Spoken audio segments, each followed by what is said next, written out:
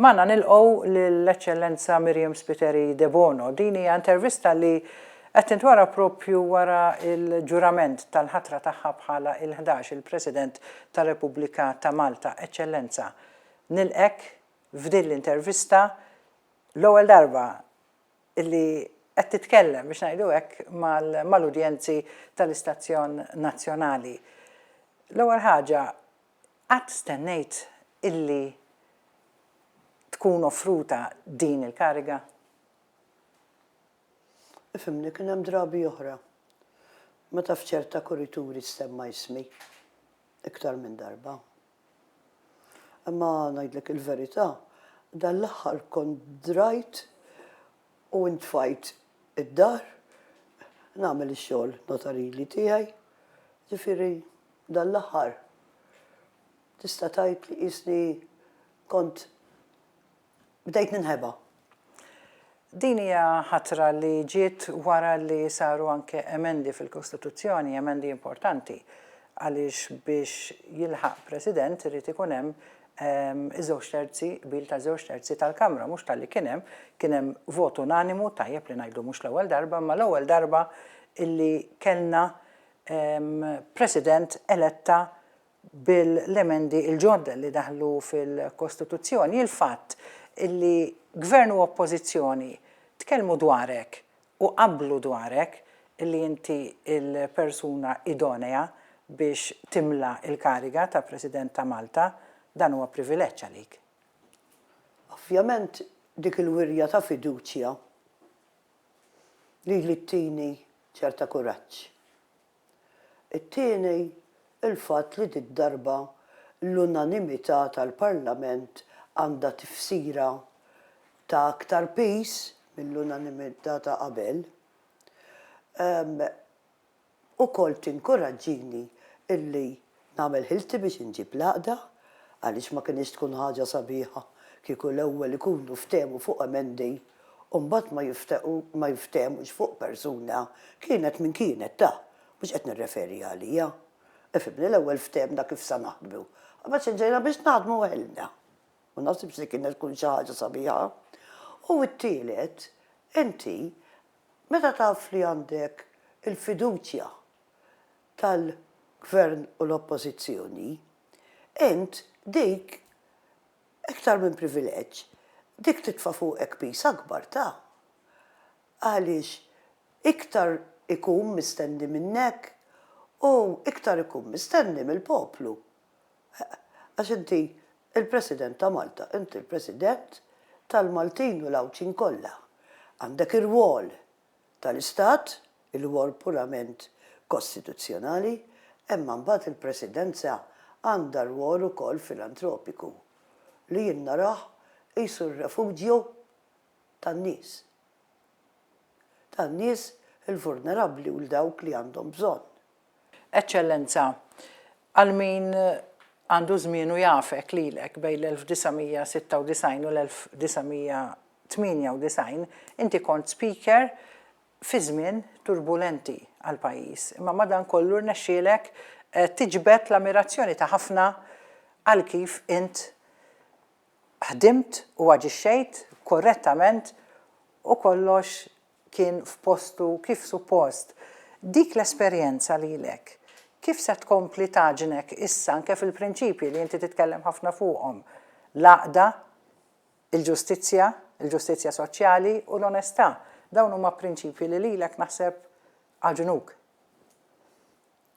Efhem, dejjem ippruvajt li nkun korretta fil-konfront ta' dawk li jkun hemm madwari u l-sitwazzjoni tolqothom. Fi żmien li semmejt int is-sitwazzjoni kienet tolqot lill-poplu Malti u għawdex kollu, u l-prinċipji li jkunu maġunin ġo fejk. Dawn iġġorhom miegħek sal-mewt. Kull fejn tkun. Nipprova dejjem illi nkun anke ġusta ma' kulħadd, anke mas-sitwazzjoni. U ma lilin mill-problemi immedjati tas-sitwazzjoni li nara fil-bot. Ifhimni ħan ngħidlek, il-pisijiet ikunu hemm Mbagħad jien għandi difett kbir.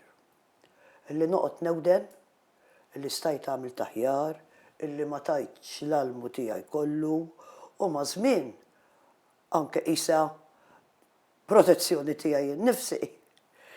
Għandi d-disciplina li ngħid, issa għandi dil-biċċa xogħol ejja ħannara u nagħmilha mill-aħjar li nista' x'inkella noqgħod ngħid li u nibda ħossni gilti fuq l-emmulaw.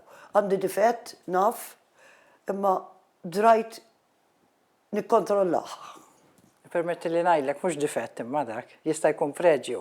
Għax li jkollok xi ħaġa kif għandek int, kif qed tgħid int hija preġju. Li taħseb dejjem kif tista' tkun aħjar.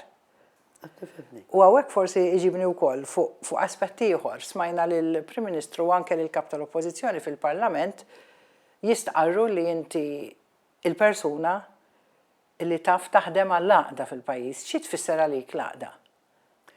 Jien nixtieq li nagħmilha il-pedament ta' kif fil-futur, speċjalment f'sitwazzjonijiet diffiċli, nitkellmu u naġixxu ma' xulxin biex noħorġu minn żminijiet li jistgħu jkunu diffiċli. Għaliex għax jidna minn ħafna il-pajjiż bħal-familja. Ejja anke nitkellmu forsi kultant nkunu anke goffi ma' xulxin. Imma hawnhekk hawn ġew. Hemm barra mixtutna pon wieħed irridu nkunu. Pon wieħed. U rridu nagħtu eżempju. Aħna, l-anzjani, l-żgħażagħ u l-tfal minn xkunitom biex jitalmu, jikkoordinaw, jaqsmu l-idejat, jiddiskutu u anki jekk fl-aħħar ma jaqblux. L-esperjenza ta' kif ikunu saru jafu l-xulxin fid-diskussjonijiet, forsi f'sitwazzjoni oħra, dik tgħinhom biex imbagħad f'sitwazzjoni oħra jaqblu. L-attitudnijiet tagħna lejn xulxin. Aħna huma. Dawk tagħna, dawk ta' kontra tagħna. Dana jien naħseb li rridu we instill in the young ones mill-ewwel indaħlulhom ċerta aċċettazzjoni ta' xulxin. Jiena l-kelma tolleranza ma toġobniex da. Nara birda, nara passiva. Trid taċċetta u tħaddam miegħek. U tara wkoll, rara dak li għandek quddiemek għaliex qed jirraġuna bil-mod qed jirraġuna. Biex inti tifhmew. Il-presidenza għadha tibda tiegħek fl-ewwel ftit momenti. Fejn tara sejra? X'inhi x-xewqa tiegħek fuq xi ħidma partikolari li tixtieq tħaddem fil-presidenza tiegħek? Ifhimni, għadni ma nafx. Għadni ma nafx għaliex irrid insib saqajja. Anki jekk ġo moħħi qiegħda naħseb fuq ċerta affarijiet. Għadni ma qsamthom ma' ħadd u m'iniex f'pożizzjoni illi ngħid kif se nsib u jekk għandi idea tistax titħaddem. Nifhemu jew kif se titħaddem. Biss nixtieq lill-presidenza tiegħi tkun il-presidenza apparti u dak dejjem fuq quddiem-net. Forsi ħafna drabi n-nies hemm barra jaħsbu l-presidenza hija l-Community Chest Fund. Il-presidenza l-ewwel u qabel kollox hija dak li hemm fil-Kostituzzjoni, il-wol kostituzzjonali. Imma mbagħad għandha l-aspetti l-oħra. U jien nixtieq imma li din il-presidenza tkun il-presidenza tan-nies u għan-nies. Il-familja tiegħek kif ħadu għall-aħbar? It-tfal kuntenti, it-tfal batew ta'. It-tfal batew. Bommhom taħdem biex tmantilni l-familja u dedikata għax jien ukoll nemmen illi anke dawk li jaħdmu fil-partiti inti taħdem fil-partit għax temmen li ċerta toroq ikunu aħjar għal Malta. Dejjem Malta fuq quddiem, anke fil-partiti, nemmina ħafna di. Msiekin ħanejdlek, jien familti ma kellix rejb, kelli ta' fi żmien, kelli individwi li jgħinuni anke biex trabbew. Imma kuntent immens. U iż-żarnet ċitati għandi l-ikbar nepotija għandha 14 u iż-żajr sajara 5 ċitati immens. Naf li xaħat qrib tiegħek, qrib qalbek kien il-papa tiegħek, Pawlu Zammit. Iva. Li kieku qiegħed hawn u qed jara li t-tifla tiegħu issir President. X'tgħidlu? Meta l-pa għatlu li jien attiva fil-Partit Laburista dak iż-żmien. U anke ħriġt tal-ewwel elezzjoni, il-pa qalli kelma waħda qalili bl-Ingliż. Qalli jien binti kelma waħda ngħidlek. Don't put your trust in princes. U qalli u ftakar oħra magħha, qalli there but for the grace of God go I. Għalli dawk iż-żewġ affarijiet nixtieqek tiftakar. U ħatibqa' tiftakarhom f'idmietek.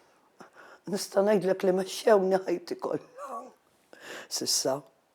Nirringrazzjak, Eċċellenza. Nirringrazzja lilek u lill-poplu Malti kollu tal-merħba u tal-mod kif laqani qatt ma bsarta. Rut qatt ma bsarta. M'għandix kliem biex nirringrazzja. Grazzi.